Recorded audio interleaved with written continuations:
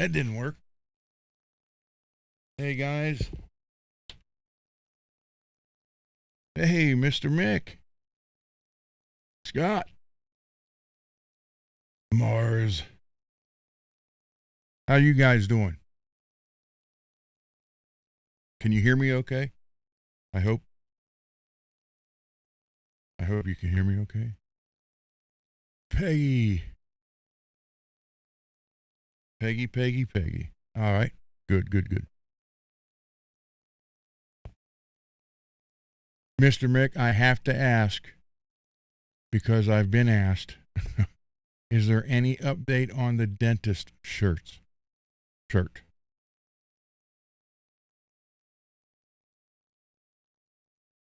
Yeah, I didn't have this up loud enough. I couldn't figure out why I couldn't hear the intro. Ugh. I didn't know if I was coming through or not.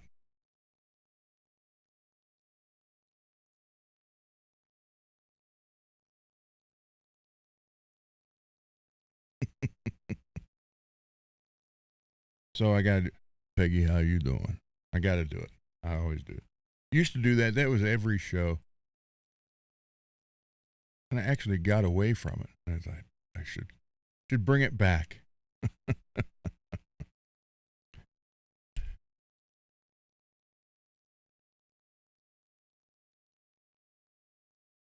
I don't think oh,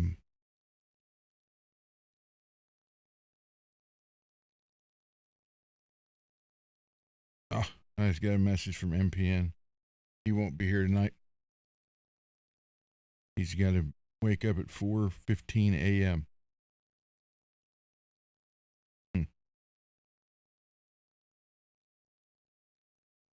Going good so far? Cool. There you go.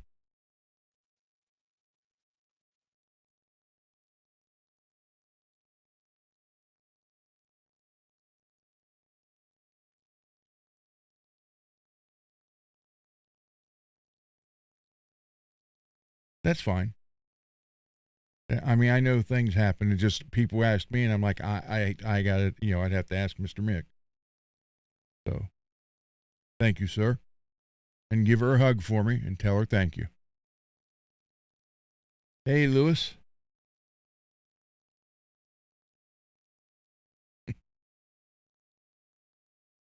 Oh, my day today. I'm glad everybody had a good day because mine sucked.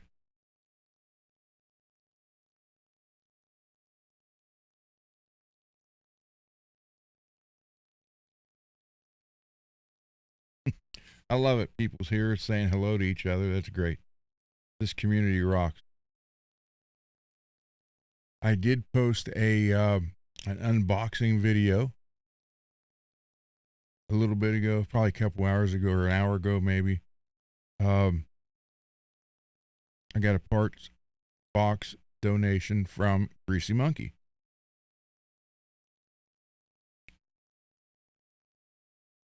What happened? Well, okay. Um, we all know that I'm having my left, both knees actually, but the left one done first. Uh, there was a, there was a dang it, there was a program around here. I am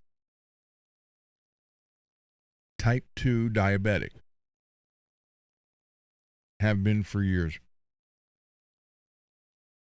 And there was an injection I would take once a day called Victoza. And that stuff worked miracles. It kept my A1C 5.5, 5.8. At the most, 6.5. It was usually 6 or less. And there was a pharmacy around here that had a grant or something. I don't know what it was. So for 4 years, I could go over every month and get the month supply of Victoza for $5 for the month. And that stuff worked great. 4 months ago, yeah, I think 4 months ago, I got a letter in the mail from the pharmacy saying that the program had ended. And it's a pharmacy. It was in, there's a couple doctors' offices in there, then the pharmacy. It's called HealthRight. And it was, I didn't use the pharmacy for anything but Victoza. And I didn't see those doctors. I have my doctors in another town. I got a letter saying because the program ended or grant ended, or, well, I said program, so I don't know how it was, how it was funded, but they could only now provide only their doctor's patients with a Victoza. So you had to actually be a patient of that doctor office pharmacy place. So, and I know the pharmacist, he's actually from town here. So he calls me up and says, Ron, I will transfer. He said, you call Kroger, like the other pharmacy here in town shut down. He goes, so call Kroger and have them call me and I'll just transfer, because I still had like 3 months prescription for it. He goes, so go ahead and call them, have them call me, and I'll, transfer everything over for you. It's okay. So we do that. I get a text message, 4 months ago saying, hey, your Victoza is ready. Come pick it up. So I go up to get it, and they tell me it was going to be $486 a month. So I obviously, nope, sorry, can't do that. So I'd went a month without anything, and I had to go see my doctor because I see him, was every 3 months, now it's every 6 months. And it, my A1C had went from 6 to 6.9, I think it was, when I saw him. I'd been out without it for a month. He's like, yeah, but some of the, so I didn't even know what he was talking about. He's like, he goes, I want to send you to, and I can't think the name of what this person's called. He goes, but she knows, like the deals and all this stuff, and she's that's what she deals with is diabetics and like cholesterol and all that stuff. He goes, they're more into it than I am. So he goes, I'm going to send you to her. I said, okay. I said, do I get anything between now and then? He goes, no. He goes, we're just going to let her deal with it because that's her field. I said, okay. Well, that appointment isn't till October. So I haven't had anything for 4 months. So today I spend 4 freaking hours at the hospital for my pre-op appointment. And I saw, obviously the registry. And then they sent me to the pre-op area. And I met some kind of nurse there, then an anesthesiologist, and then a physician's assistant, and then some lab lady. This was all at the pre-op. and I had, 1, 2, 3, 4 in my arm for blood, all that stuff. And I come home with this big bag of, it was like 1 week before the surgery, they gave me this Ensure. I was supposed to drink 2 a day for a week before the surgery, and then 2 a day for a week after the surgery. And then they come in, they showed me all this stuff, and I came home with this gigantic bag. Even the day of the surgery, she gave me grape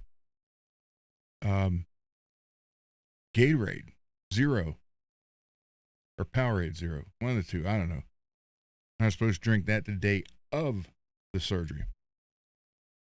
So we're going through all this, and again, it was 4 hours I was there. So they do all this testing. They did a EKG on me and everything, and I'm like, God, is this ever going to end? They're like, okay, so now you have to go see it's like a PT contractor person, something, I don't know. So I go see her. Her name is Twilla. TWILA or LLA. Twilla. So I talked to her for 40 minutes, and then she makes a phone call, and here comes someone from physical therapy telling me the operation should be no longer than an hour and a half. They were going to give me a spinal, which from the chest down would make me completely numb, and then put me out what they call twilight, like they do for a colonoscopy. And she's telling me all about it, the procedure, and then when I wake up, depending on, well, once I get to my room, they were going to keep me overnight. And once I get to the room, once I get in the room and situated, then a 4-hour timer starts. And then when that 4 hours is up, they're going to have me out and walking on the new knee for, possibly total of 5 or 6 hours after it's done. And I'd be there all night. And then she's telling me about the next day. And then just explaining all this stuff to me. Give me this big folder and all this information. So then she calls someone actually from physical therapy.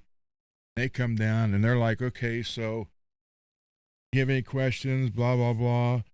We're going to give you this. And it's like a thing to help put socks on. Some kind of grabber. Like a shoehorn thing to help put the shoe on. It's like waist high. All this stuff.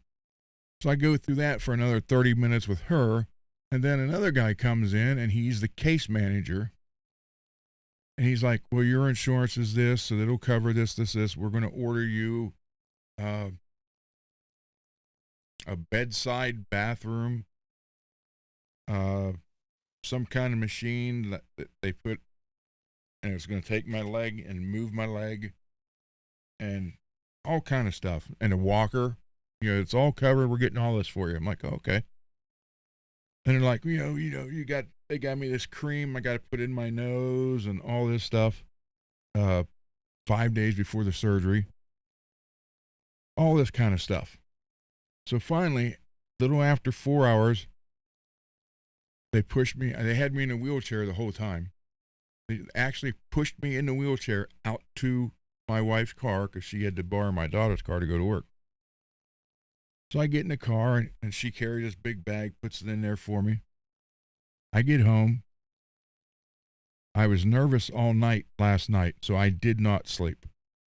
I think I slept a total of 45 minutes. I tried, nothing worked. So I get home, and I let Ava out and checked emails and stuff like that. I thought, by this time it's 12:30, 1 o'clock in the afternoon here. And I thought, well, Beth won't be home. She doesn't get off work till 4:30. I thought, so I'll lay down and take a 2-hour, 2.5 hour nap. It was probably 30 minutes. I just fell asleep, and my phone rings, and I hear it. My doctor's office, the surgeon's office. So I roll over, grab the phone, go, hello. She's like, speak to Ron. Speaking. She says, Ron, this is Chris from Dr. Siska's office, and some bad news. I'm like, what? She goes, the surgery has been canceled for right now. I'm like, huh? Why? Because my doctor didn't give me anything to hold me over from then till October, my A1C is now 8.1. And they will not do any operation, anything over 7.5, because it will hinder the healing, make it heal a lot longer, harder to heal, and chance of infection. She goes, so everything else is good. We're just taking you off the surgery list now. Says you got to get that A1C down below 7.5. Once you do that, call back to his office and they'll put me back in the schedule rotation. I'm like, you got to be kidding me. She said, no. She said, he won't do it because it would take longer to heal, which gives you more opportunity for infection, and he will not do that. So I'm like, damn it. Waited all this time. So I call my doctor, my regular doctor, and of course, he couldn't come phone. So the nurse that always is the one that deals with me there, I got her on the phone. I said, look, you guys know I can hardly walk. I said, my surgery was scheduled for the 27th of this month. And they just, as soon as I got off the phone with the surgeon's office, I called them. I said, they just called me and canceled it because when I was there 4 months ago, Doc wouldn't give me anything to take place, the Victoza, between him and scheduling with she goes, well, yeah, you're supposed to see blah, blah, blah. I said, yeah, I am, but not till October. So now my A1C is 8.1, and they canceled the operation on me. So she called back about 20 minutes later and said, okay, doctor has called in something for me. It'll be ready tomorrow. And then I'm supposed to go get it, start taking it, then go see him in 3 weeks with a fasting blood test. Make sure it's starting to come down. I'm like, so now we're talking probably during the holiday season or right after the first of the year before they do the knee now. So the only good thing out of it is now, September, the weather's supposed to be less humid and better. So I won't be hobbling around so I can get everything done, including the one for the store. So, yeah. So it just, my whole day has just been, I've been pissed off the whole day. Because I've been worried, excuse me, I've been worried about this. I worried when they did the back surgery, and I worried about this because I'm like, I had a friend of mine, very good friend of mine, 4 years ago, had a hip replacement, and he called me the morning after. He'd just gotten home. They kept him overnight, and he called me the morning after he got home and tell me how it went and everything. So, okay. He goes, give me a couple weeks and I'll be down. Okay. Later that afternoon, 5 hours later, he died from a blood clot. So that's been in the back of my mind. So I finally got it and went and did all this and ready to go. And now it gets pulled out from under me because my doctor wouldn't give me anything in between my visit with him 4 months ago till I see this other lady. So been in a pissy mood all day. Sorry about that, guys.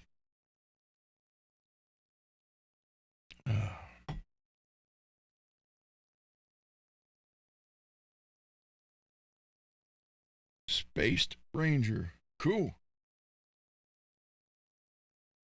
At 500 subs, we are giving away a guitar.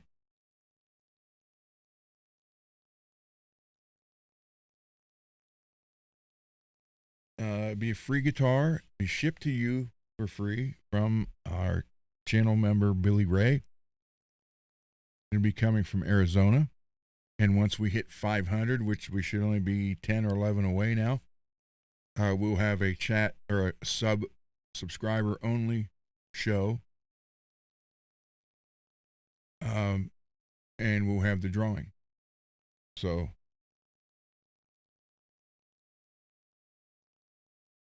thank you guys. I mean, I wasn't telling you to get, have you guys feel sorry for me. I just wanted you to know if I'm not myself today, that's why. Because it really hurts to walk. Now I'm looking at another 3 to 4 months.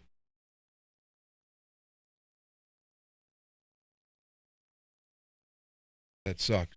But at least the good part is I'll be able to get some of the paint done in September. Yeah, both knees need replaced. And when I first saw the surgeon, he would have sworn I'd have been in a wheelchair or powered scooter. He said he goes, there's nothing left of your knees. There's nothing in between them. No, nothing. He said it's bone on bone. There's no padding, cushion, whatever you want to call it. He said every step you take just grinds more and more and more, and the fragments are still in there. So then they get caught, get crushed more, and it just. He's like, you must have a high pain tolerance. I said, well, I have my whole life, but I'm reaching the end of it very closely and quickly. I mean, I have like 3 kinds of braces, from the elastic one to elastic one that's got metal runners on the outside of it, to one that looks like I have an exoskeleton completely. It's from the thigh to the ankle for both legs. Got one for each leg. And that keeps the pain away because how it attaches in 4 locations: thigh, right above the knee, right below the knee, and ankle. And then it's got a keyway, and what it'll do is it'll actually pull the knee apart to relieve the pain, so it's not a problem. Is, yes, they help the knees, but it hurts everything else on the entire leg, so I don't wear them that much. So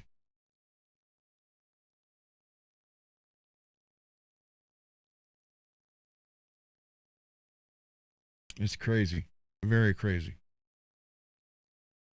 I hate it.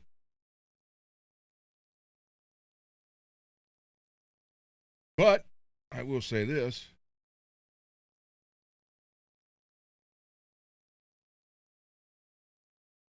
Yeah, it's rooster comb. I've had all that. I've had all that done. There's nothing left to repair. They're going to put 2 titanium knees in me.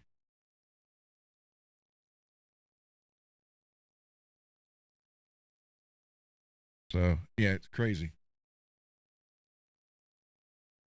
So, and even the anesthesiologist today is like, man, you're going to be with the metal that's in your back. My shoulder needs replaced. It's already got, looks like, I can show you photos from the operation or inside. Looks like bridge cable and screws and all kind of stuff. And then 3 surgeries on this one, 2 on this one. The back, then the knees. He goes, that's Lewis, you got it. He said, you're going to be like the Terminator or the Bionic Man. I started laughing. I said, Bionic Man. This was all before it all got canceled. I said, you're showing your age, Doc. And he could not believe I was 61 years old. He's like, no way. He said, you look 50. Yeah, I said, well, I feel 80. So, oh, Greasy, do you need a new invite? And thank you, Greasy, for the parts today. I also got the box from MPN. I didn't do an unboxing for that because it is for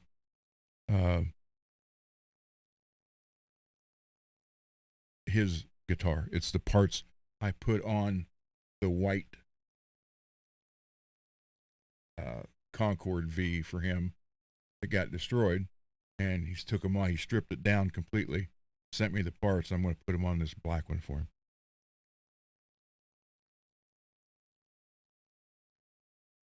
Yeah, that's true, Greasy.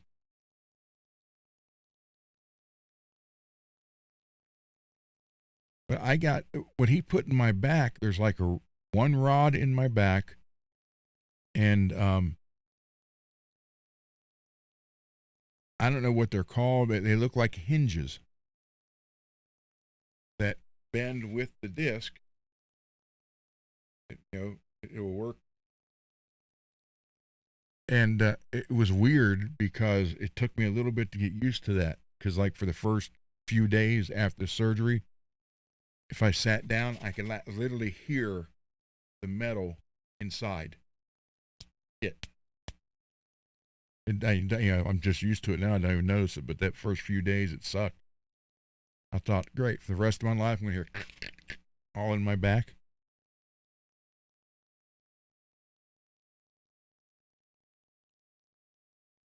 So I'll have metal knees, partially metal back, metal shoulder.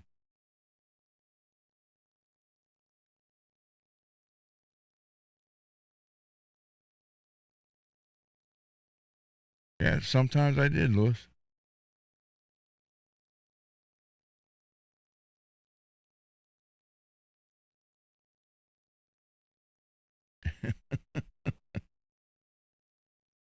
Okay, I'll send you a new link anyhow then. So that's been my day. Ogre.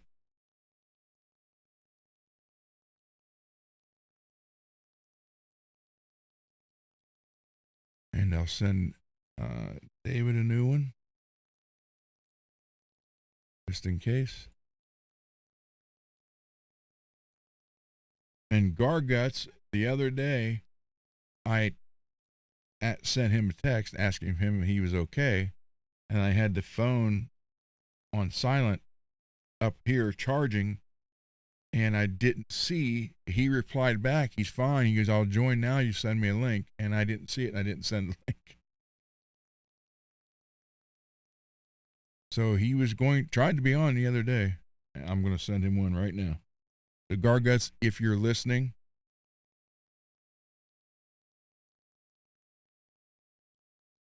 sending you a new link.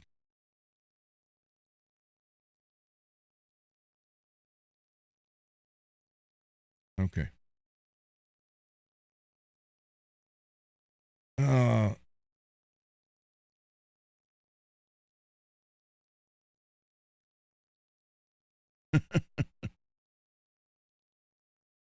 Well, I would say I probably couldn't get more metal, but I'm not going to because something else would break that I need metal, like metal elbows or something. Bad enough I was a pin cushion today. 1, 2, 3, 4.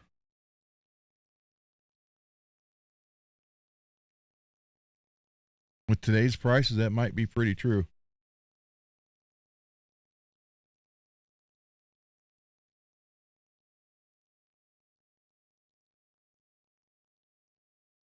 And the bad part is I did this to my. If anybody in here is young and still lifting weights,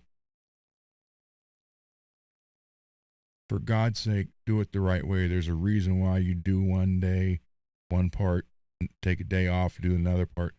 I never did that. I was so into it. I would work arms, shoulders, and chest every day. I would get like in a trance and just go till I couldn't go no more. Then I'd come back the next day and do the same thing again. They kept telling me, "You're going to pay for that someday," and I'm, late teens through the 20s. No, I'm not. I'm fine. Yeah, well, here it is.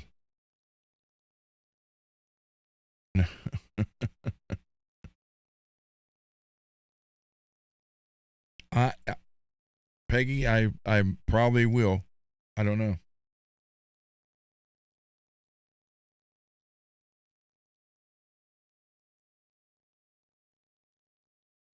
Hi, Jacqueline. So, let me go. Let me go back to the beginning here and say hello to everybody as soon as I can find. There we go. Now I have 3 of these up here. I gotta find the right one. All right, so let's go. We have Mr. Mick, who was first. Scott, Mars, Peggy. Let's see. Lewis,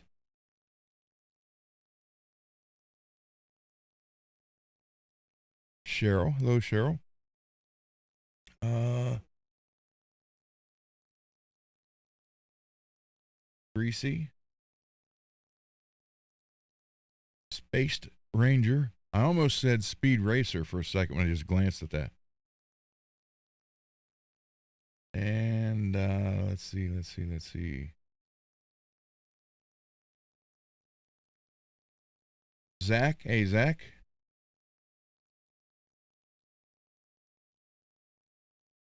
Scrolling down. I think it's Ogre. Ogre. There you go. Oh, Martian Murray. Hey, Martian. And Jacqueline. Cool. Thank you, everybody, for for hanging out with this old guy. I think it's pretty bad when David's 51 or 52, and he's the youngest guy on the panel. I'm the middle kid, so I can sit here and say, Marcia, Marcia, Marcia. Yeah, I'm dating myself on that one. Oh, man.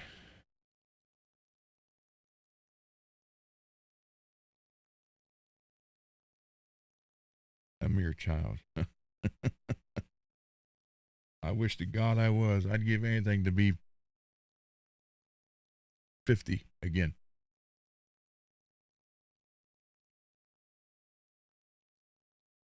Really love to be 25 again, but But since Ogre brought up One Night Eternal, uh, thanks to a couple people, I was able to get songs, uh, those 10, 11, pretty much copyrighted.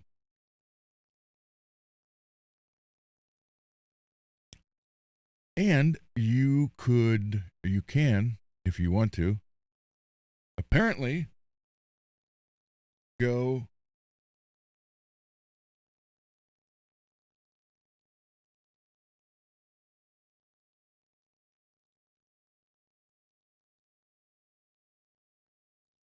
to any of these and listen to them.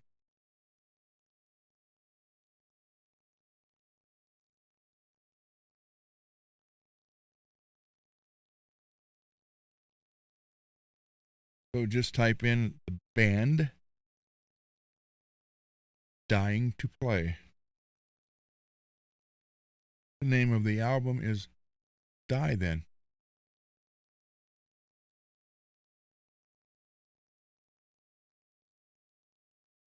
I even missed my sister sending me a text. And you can I think there's only 5. I got them all uploaded, but I only released 5 so far. And they are, well, hold on. I'll tell you here in a second.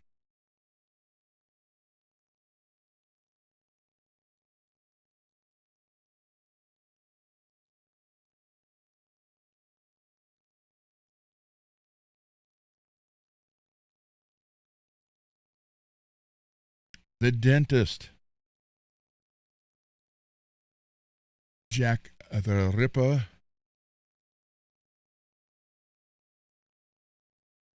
Prelude to War, All the King's Men, and One Night Eternal. So those 5 are delivered to 23 streaming platforms and stores.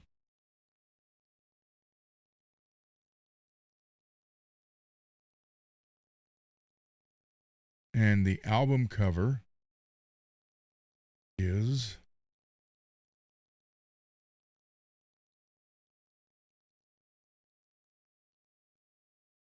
just share this, I guess.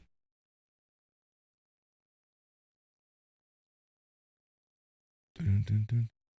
Hold on.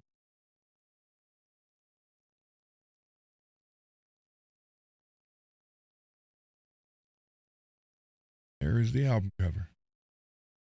Gravestone, it says, Dying to Play. There's those 2. I'm completely new to any of this. So it looks like there's 2 tracks, then this one. And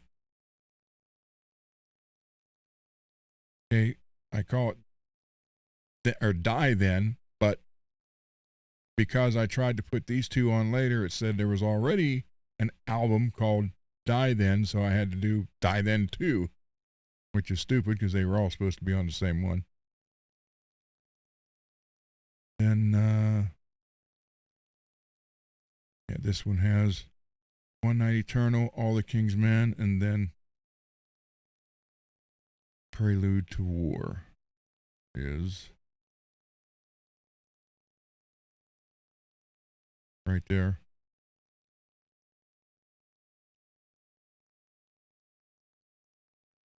So there you go. So those 3 or 5 are out there.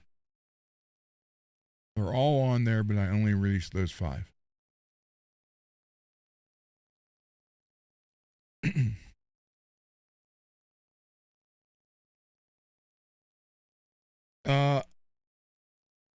I have no idea, Peggy. Let's find out. Well, I think if I play them,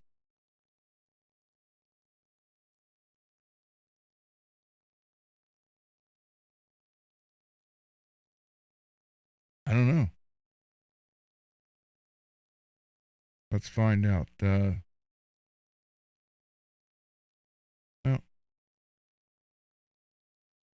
since Ogre is here, we might as well play The Dentist. Here we go. Ogre's favorite song.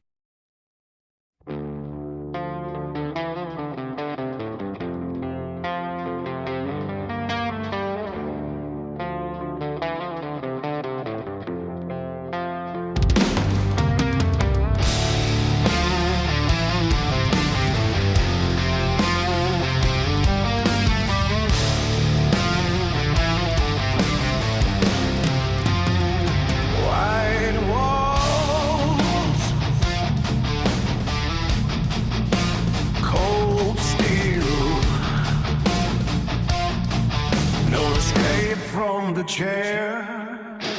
Rain beats hard on neon glass.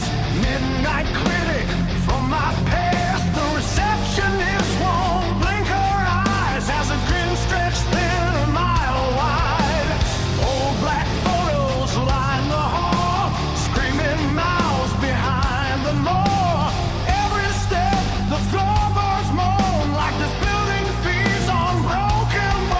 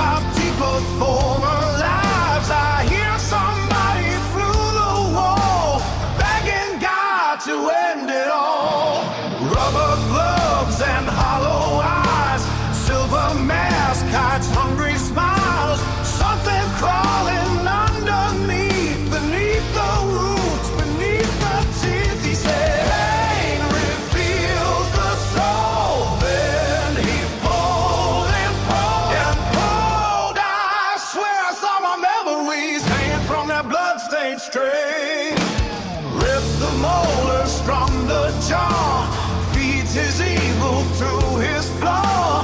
Drill bit screaming through the skull till the human heart goes down.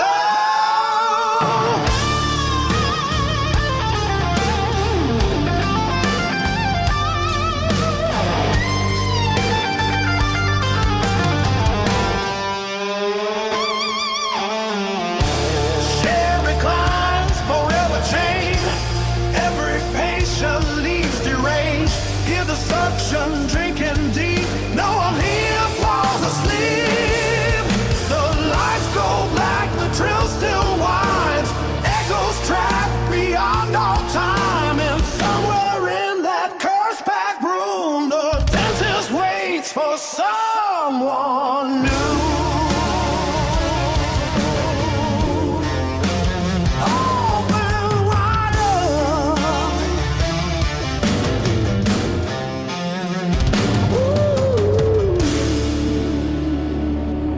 Hey, well, they didn't kick me off. So they didn't kick me off, so I don't know. Oh, thank you.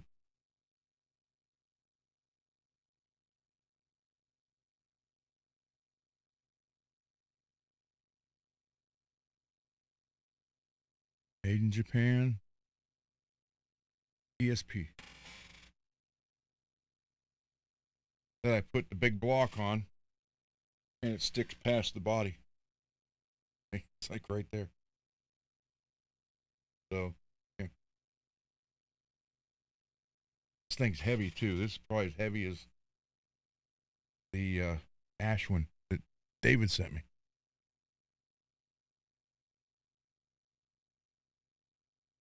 I got the Kelly done. Oh man, this thing. See, I like heavy guitars because to me, I don't know. I just like a heavy guitar. But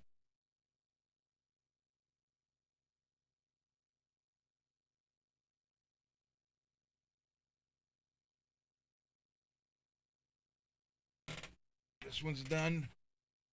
Ready to go back to my son-in-law. And it's tuned to C sharp.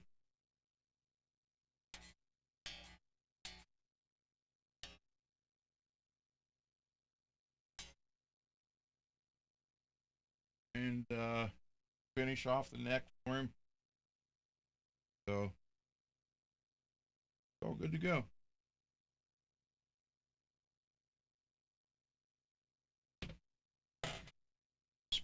That spot I touched up and finished is all good.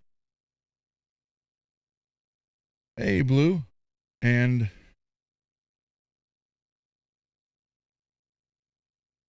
Albon, welcome. Huh. Cool. Let's see. Wait, let me see where we are.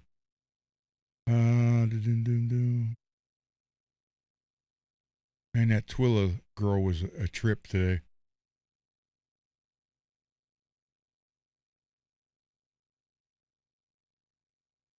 Ooh, we are at 490. 10 more subs, and Billy Ray will be sending a guitar to somebody. 10 more. That's all we need. Why does this thing keep 10 more subs? That's it. That is all we need.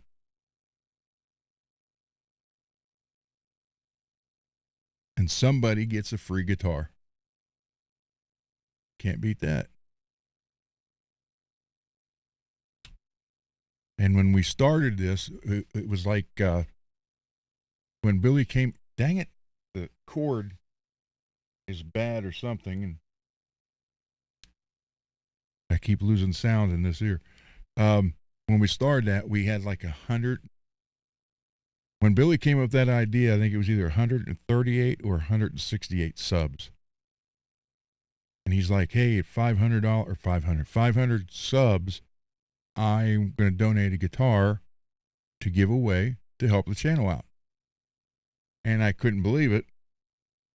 And he's like, yeah, so, but that seems so far away, you know, like 350 to go or something like that. And then he also, I don't know if he's still going to do it or not. He said he was going to do one of his Van Halen custom paint jobs, but obviously not in the Van Halen colors for the 1,000 sub giveaway. So,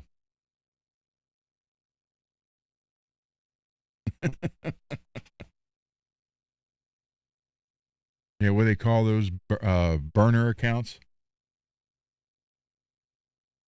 So, and I tell you what, when it comes to doing a striped guitar like Van Halen,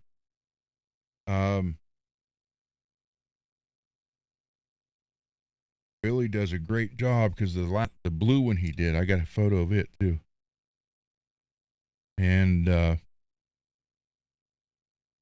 it's the Frankenstrat but done in blue, black, and white, and he did a killer job on it.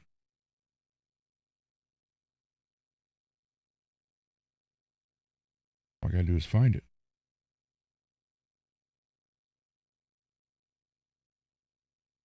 Oh, here is the original photo for the dentist shirt. Let me shut this light out.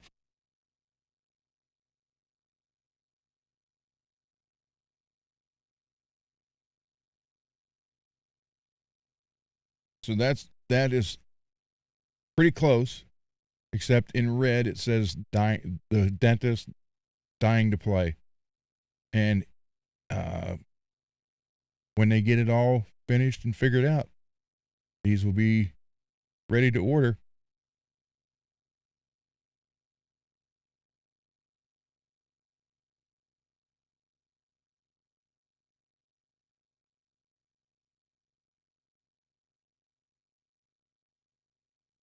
And where in the world? Oh, this is the guitar that's given away at 500 subs. 10 more to go.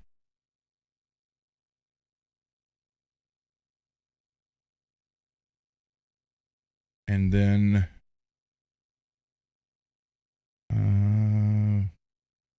if Billy does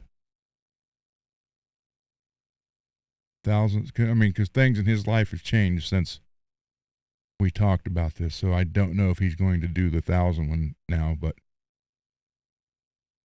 he said he would actually put one together and paint it for that one. And I do have a photo in here somewhere of the blue one, the blue Frankenstrat he did.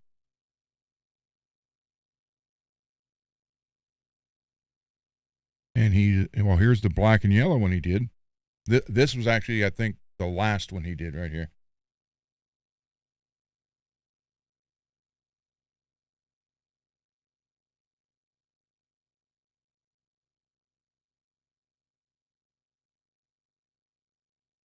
And then let me find the blue one. So I think that's what he was talking about, making one of those for the 1,000. Here it is.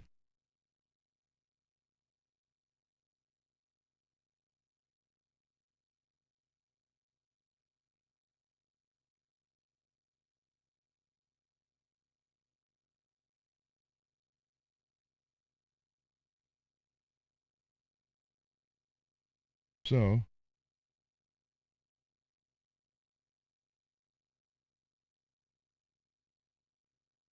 yeah, I'll get him. Hold on.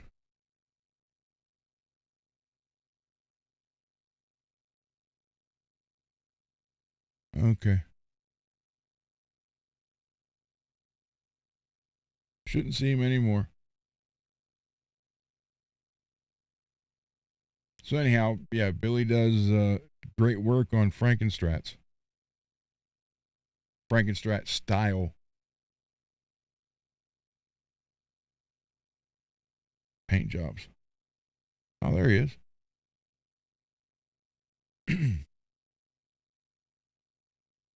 Yeah, that was yours, Billy. I was just showing people. Hey, John. John, I will have your stuff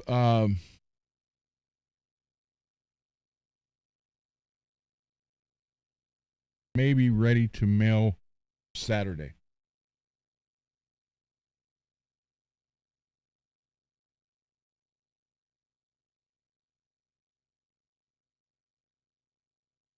So I'll let you know what's going to cost. Because I planned on stopping at the store on the way home today from the hospital to get the screws and the wing nuts and the washers and all that stuff so I could put the bench neck rest together. But after being there for 4 hours, a little over 4 hours total, I forgot all about it. Because today I had her car and she took our daughter's car to work. So.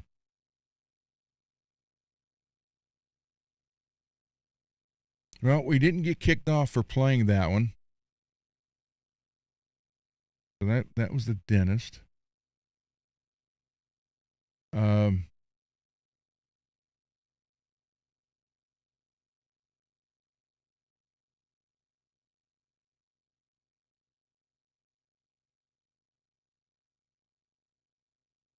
I did not release.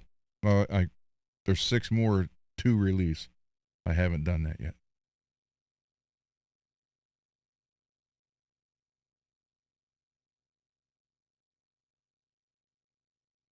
Let's see here.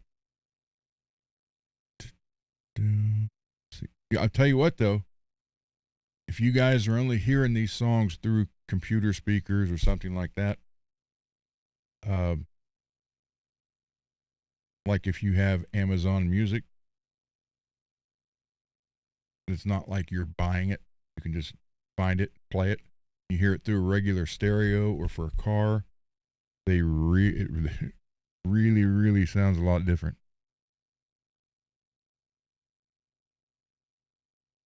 Let's see.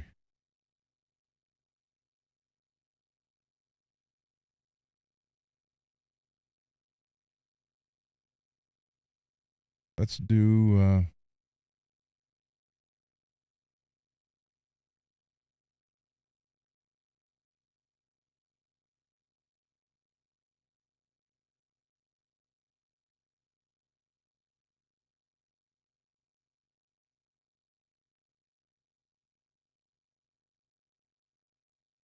did I take that off here? That's what I'm looking for. Let's do the dark. That's Will's favorite song.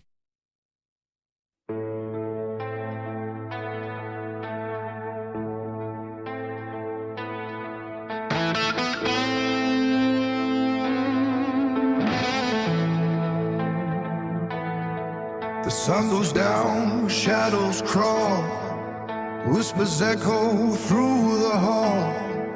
Every corner hides a face, every silence leaves a trace. The night creeps in without a sound, cold hands reaching from the ground. I close my eyes, but still I see evil that weight inside of me. I hear the ticking of the clock, lonely footsteps start to walk. Don't leave me here in the dark tonight. Don't let the shadows steal the light. Every fear I've ever known comes alive when I'm alone. Don't walk away, don't say goodbye. Don't leave me where the nightmares hide. The deepest wound inside my heart is being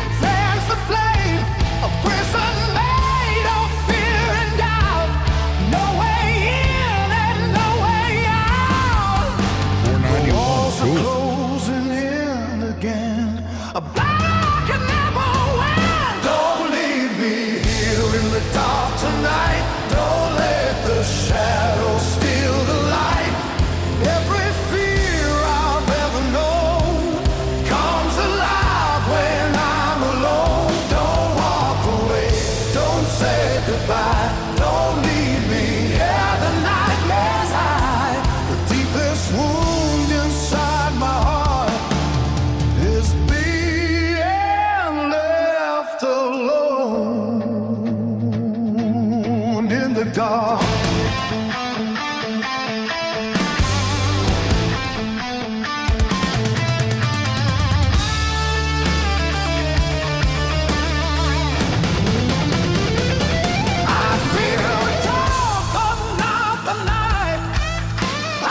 Thank you, Sugar.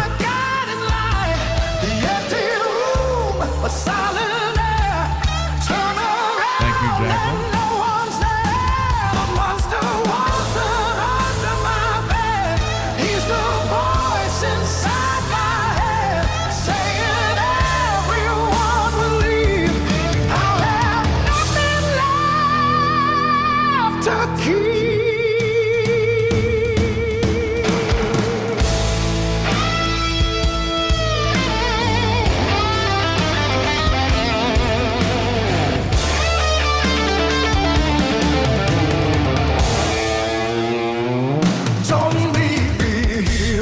Dark tonight, don't let the shadows steal the light. Every fear I've ever known comes alive when I'm alone. Don't walk away, don't say goodbye, don't leave me where the nightmares hide. The deepest wound inside my heart is being left alone.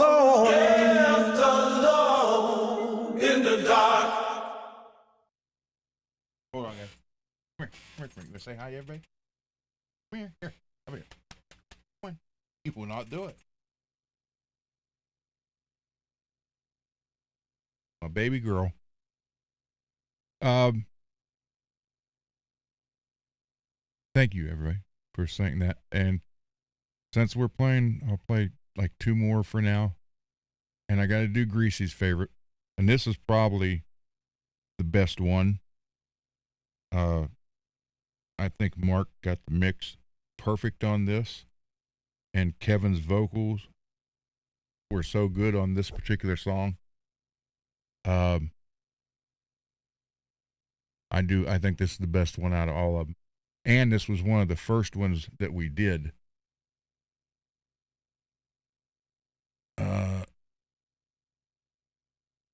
So Kevin hadn't been singing for a long time, but he sounded good here. Some of these you could see as we went on, you could hear him struggling a little bit on, but this was like one of the first ones.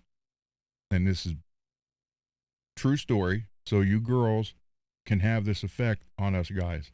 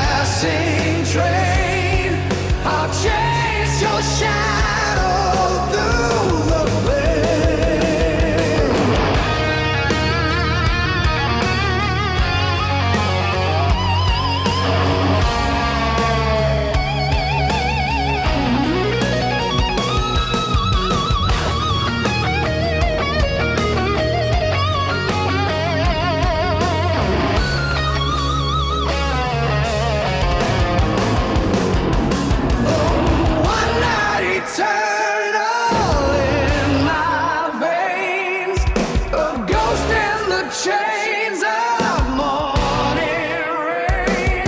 Every street line, every passing train. I'll change to shadow through the pain.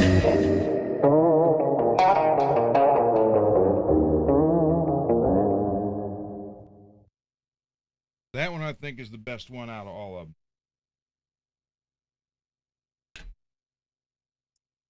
Yes, I agree. Hey, there he is.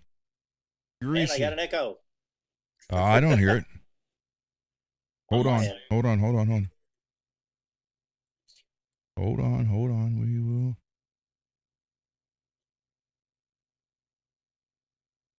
See.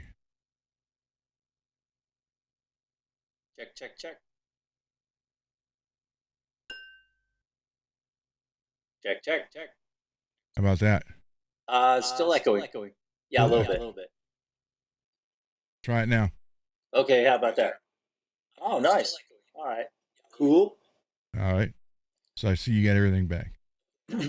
Yeah. Cool. So, yeah, I'm sorry to hear about your bad news earlier. That's, in the most eloquent way I can just, in an adult manner, I can say it. It sucks big green donkey dicks, bro. The most eloquent way I can just, in an adult manner. Now wait, now I'm hearing it. Hold on. Hold on. Hold on. Hold on. Hold on. I know what it is now. Do that. Okay. That should be it. Check, check, check. Yep. Sounds good. That's it. We got it. All right. Check. Oh, now I hear it again. Oh, there you go. Hey, Jacqueline. Hey, Mars. Yeah, Beverly had her second cataract surgery this morning. So up there bright and early, and Beverly had her. So then that's when she decided to do some anesthesia-fueled synth riffs on GarageBand. So that's I'm not gonna stop her. It's like, yeah. And then the outside cat decided to come in, so we fed him, and then he was all crashed out in back of my chair, and he was just like not wanting to move until Mr. Vacuum made an appearance. So then he took off. Hold on here. I think I figured out what it is.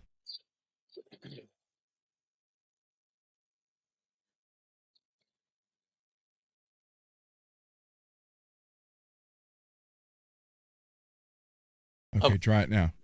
So great. So I come on the show and everything gets all messed up. That's just fantastic. Hey, Papa Lou. Why am I hearing that? Hold on.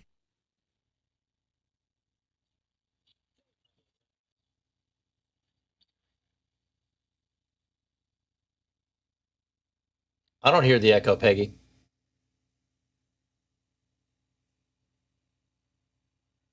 How about now? Peggy. Thought I heard something. Yeah, wait a minute. Thought I heard something.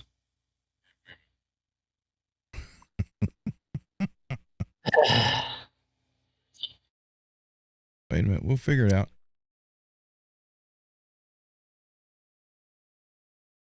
Not recommended.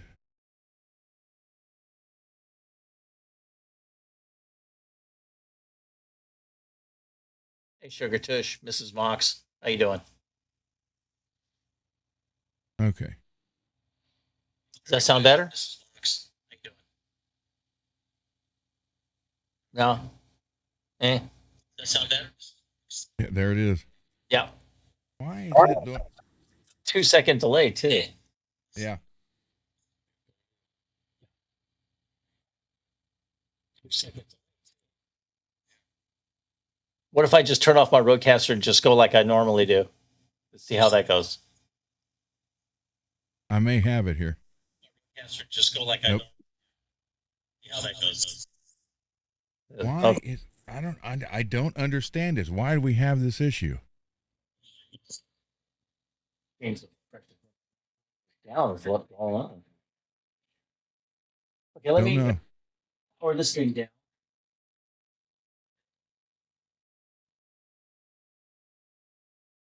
You there? Okay. Can you hear me now? Yeah.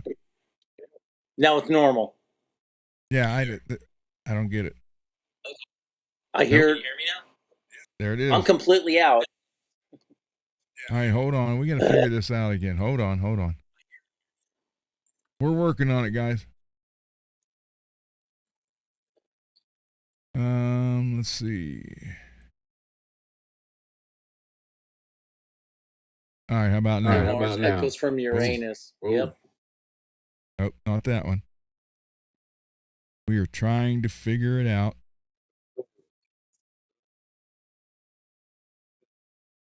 Duh. How about now?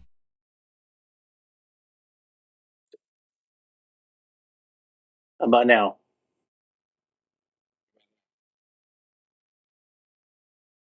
I think we got it. Oh, still. Here, let me bounce out and then I'll rejoin Okay. and see if that. All right, hold on.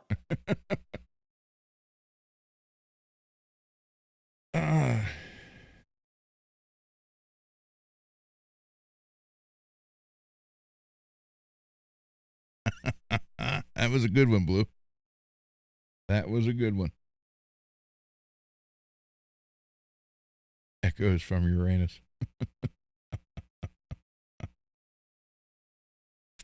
Oh, man. Okay, so while we're waiting, I said I'd do two more, so I'll do one more.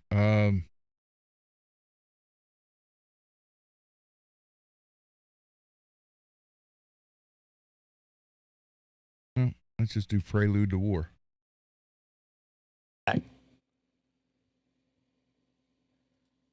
Is there any echo? No. Okay, I know why too.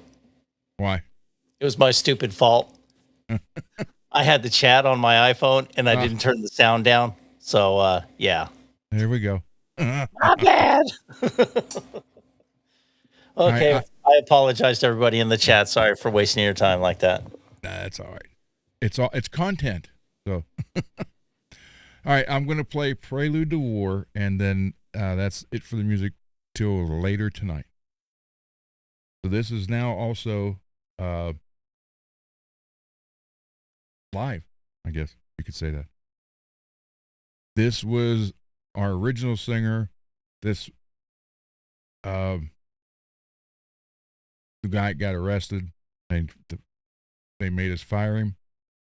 And this was the original. I took the 2-inch tape, sent it to Mark. Mark digitized everything, then remixed the whole thing and added a couple effects to it.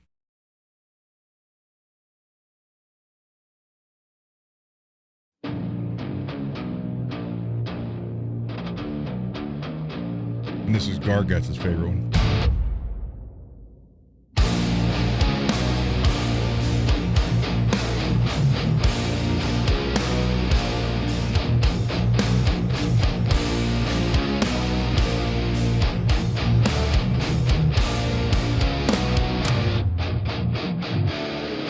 Power is the prophet.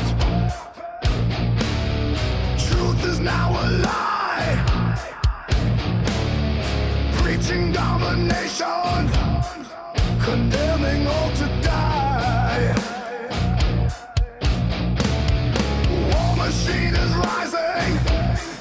Existence is no more. Preach on earth, a casualty of war. Anger turns to hatred, earthly suicide.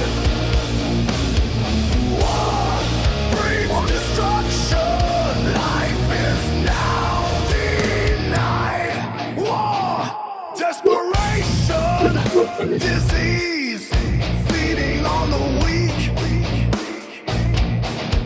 Martyrs are the cause, anarchy they seek. Kingdoms overthrown, walls are coming down. Revealing now a freedom never truly found. Anger turns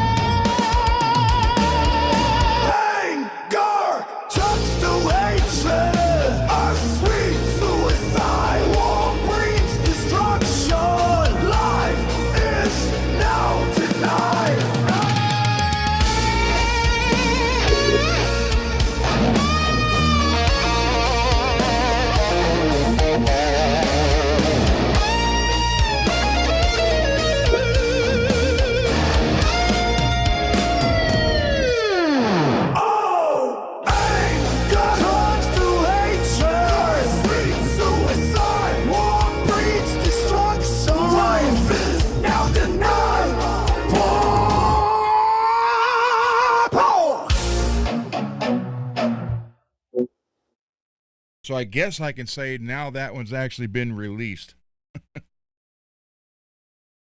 There you go. I need to call Tim and tell him that's out there now. Greasy, where in the hell did you get some of these pickups you sent?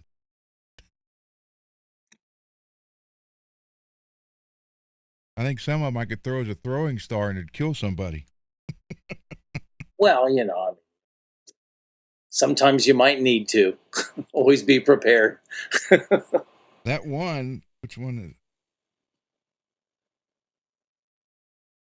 One of these, that's the thickest. The white one? The hell size? What thickness is this? The white one, I think it's.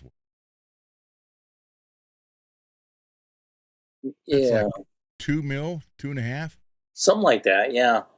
Like, my God. Like when you go to a guitar show, they just like have picks in a tray, and or Yeah. somebody will sell some fancy picks, like some of those like the wooden ones, and I think there's a stone one in there or some. Yeah, Those were like some massive picks. I was like, holy crap. I know. You put them in a slingshot, you kill somebody, they'll just stick right in their head.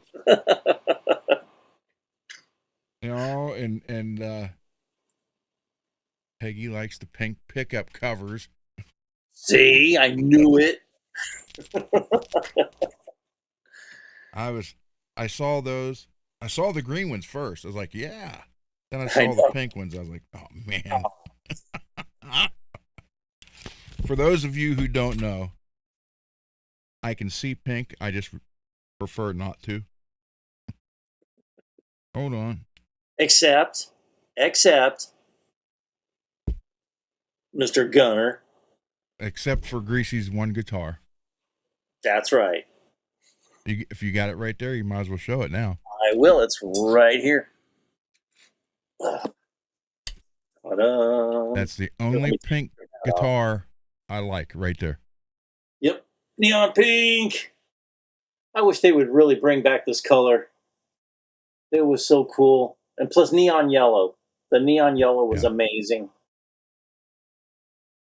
Yeah, that is the only pink guitar I would actually play. Yep.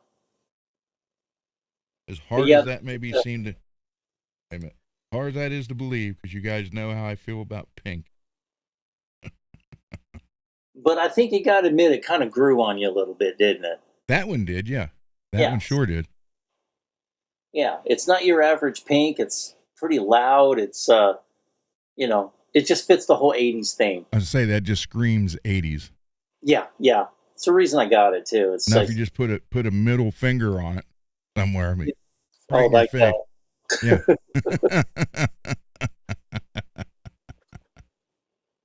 Or maybe yeah. Live long and prosper. Exactly. Yeah, so this or, is... if you do this, nanu. Oh, yeah. Wouldn't do that if you knew what it meant. You say, what did you say to me? So yeah, that is a beautiful guitar. Yep. I love it. You need pink pickups. I was thinking about that. And, I don't know, maybe I'd have to go with the 59 and the JB. I mean, I like them so much, but maybe, I don't know, maybe something a little different. That would look nice on there. Yeah. Double pink. Yep. Then I have to, then the knobs might have to be changed. I could print you pink knobs. Yeah. Just like these green ones. Yeah. Those are cool. Yeah, that looks good on that green glow Charvel of yours. And I printed these out. Miracles of modern technology. You could just do stuff like that. Yep. So my daughter's like, man,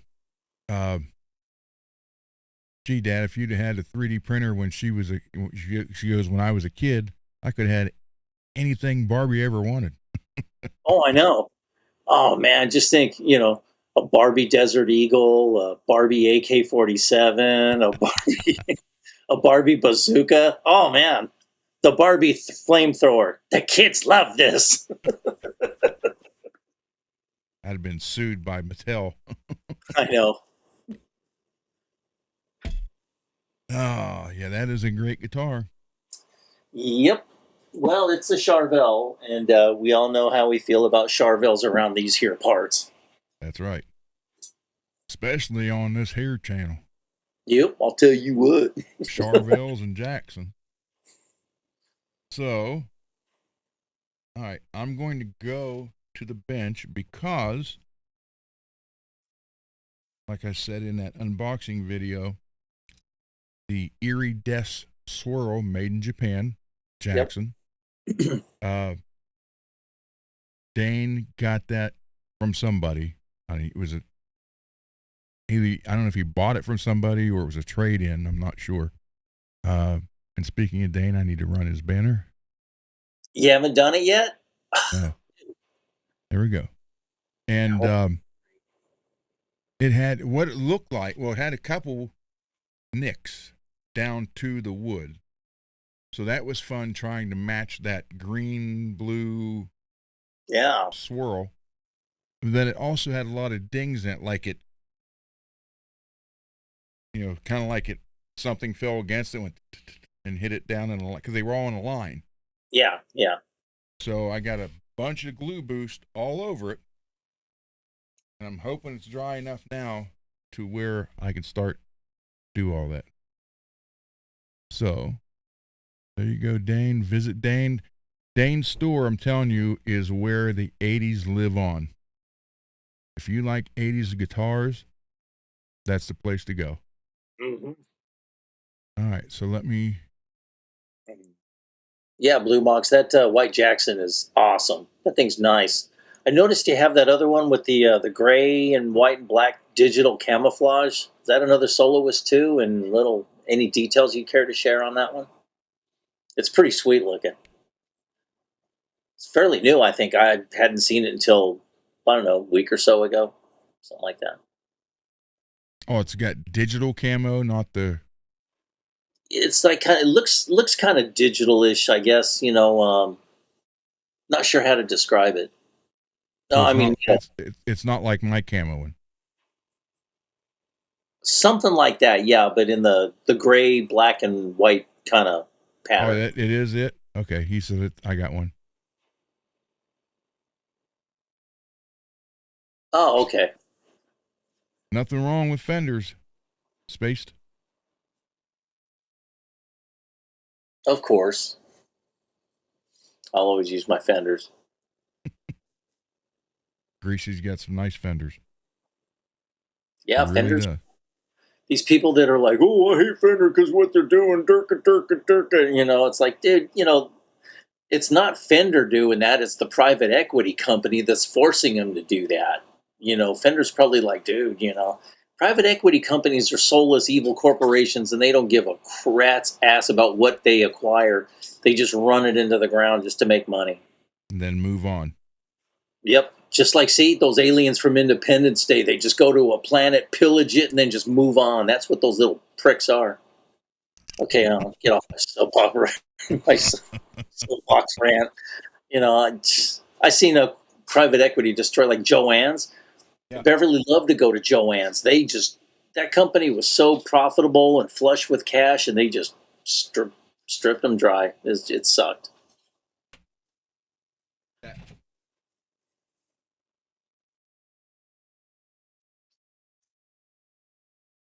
Yeah, blues is similar. It looks, I don't know. I just thought his looked a little different. Well, if it's stock, it would be a matte finish. Yeah. So, there we go. This one I sanded and buffed, and it didn't have enough of the clear on it to turn out like the other one I did, the blue one. Yeah. So I actually put one coat of that clear, that automotive clear on here. But before I did, I put the little black mark there, and it's Yep. cleared over, so you never know. You can't feel it. That's a perfect identifier. I put Seymour Duncan blackouts in this one, blue. Blackout in blue. Or black, yeah, blue I put in blackout. Mars. And this one is the one that you can really buff out. I never put anything on this. This was all matte finish. I just sanded and buffed that one. I didn't put any clear on it whatsoever. And I kind of did the back a little bit, but not much. Yeah. I remember when you first did that. Way back when. Yeah, like 3 years ago. Yeah. So.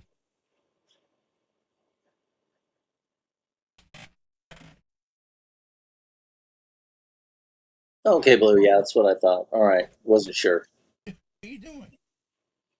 You gotta go outside? Wait, hold up. Go outside? You gotta go outside? You gotta go bathroom? Gracie, can you cover for a minute? Sure. All right, let her out. All right. I will be Okay. right back, everybody. Well, hope everybody's day is going pretty good. Yeah, mine was hectic. Very early day, but got the wife's second cataract surgery done, so she's good. And for the first time in her life since she was 9 years old, that she doesn't have to wear prescription glasses anymore. It's amazing. And she had a pretty trippy, eyeglass prescription, and now just like she's gonna get the the recommendation so she can get the corrective lens taken off her driver's license, and yeah, that's pretty cool. Oh, you had a great day? Awesome, Sugar Tush. That's cool. Blue, hope you had a good day, productive day at work. I know what you do is tough. Good Lord, with the drywall and stuff. I've done drywall.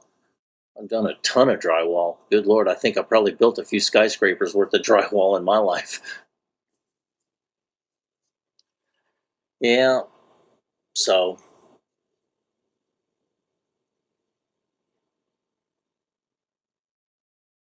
yeah, it's a trip. And then we upgraded Beverly to the top of the line lenses. They're made by Bosch and Lomb, and yeah, that was expensive. That was $4,000 an eye we had to pay. So I dipped into my savings and she dipped into her savings. So she paid half, I paid half. So I'd tell her technically I own one of your eyeballs. So I'll tell you where to look. And if I'm doing something wrong, that eyeball better look the other way. I'm telling you what.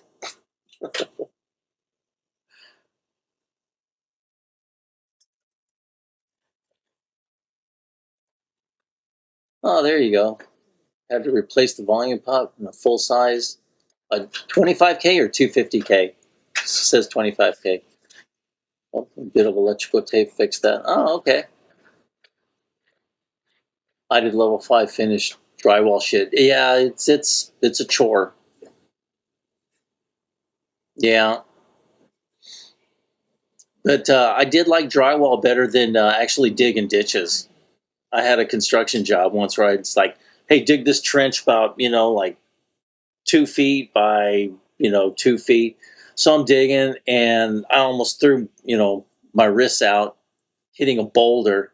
And then I start, and I go, dig around it. So I'm digging around. Finally, I had to call another couple guys.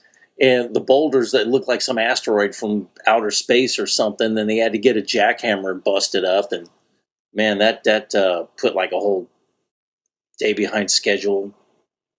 That thing is crazy. Yeah, Peggy, if they can fix my eyes, I would love to actually, because I have cataracts too that I can, I need to do, but, I'd need a complete retina transplant. So some guy told me in India they do that.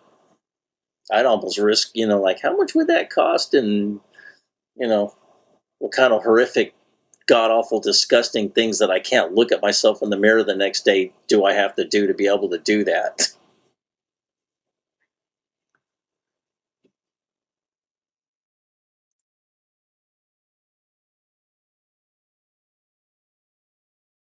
Papa Blue, your son is building a barn dominium? That sounds freaking amazing. A barn dominium. I'd almost like to have a firehouse like Ghostbusters, just live in that.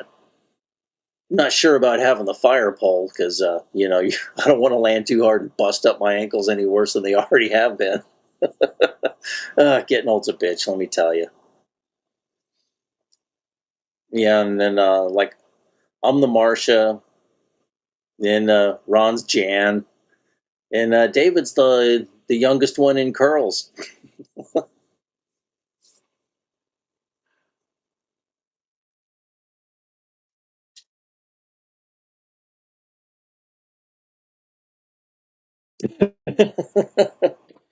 Yeah, true. I could just imagine.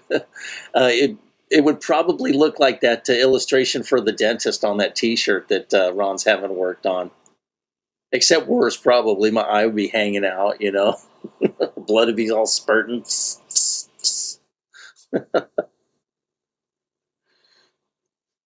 Then probably he'll slip, and then the intestines will be hanging out. And having to pack all that in there. Yeah. Well, I'll just tell them, cut out about 3 or 4 feet of that and pack it in there so my waist is a little slimmer so I don't look so freaking fat. Right, Oh, let me yeah. Oh, let me let me all right, this working?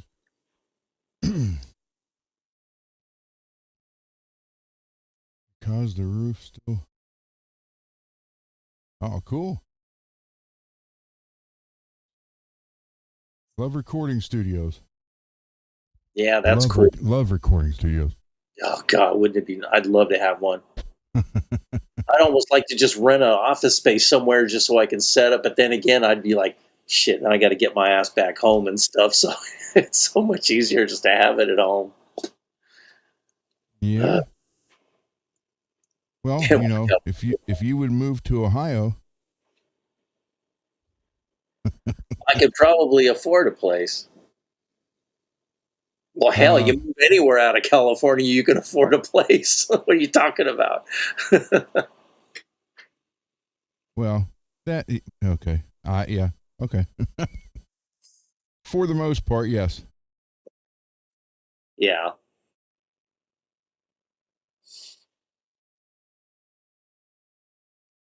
Let's see. Okay. All right. Let me get this here. Make sure the volume is down. Wow, Papa Blues had a small 1,000 square foot recording studio for about 15-ish years. Nice. There you And go. seriously, 1,000 square feet for a recording studio, that's not bad. That's, to me, that's a pretty decent size. No, I'd make good use of that, that's for sure. Be a recording, working on guitar stuff. Yeah, Too that bad ain't bad at all. all I'd go buy an auto shop out there and Shady Side that isn't being used or something and just get it all fixed up and then Ron, go paint. Get your shit done. Then you could forget about the weather, for the most. That's the biggest downfall about it. And usually it's not been a problem except for this year. Yeah. It's like relentless. I mean, 10 months already, dude. I mean, I know. When you're going like 3-4 months, you're kind of like, yeah, this crazy weather, 5-6 months in, it's like, yeah, man, this really starting to suck ass here, and then here we are 10 months, like, come on, what the fuck? This is bullshit. All right, let me switch to the bench camera here. Okay, I don't know if this is ready to go yet or not. We'll find out. All right. But, we will find.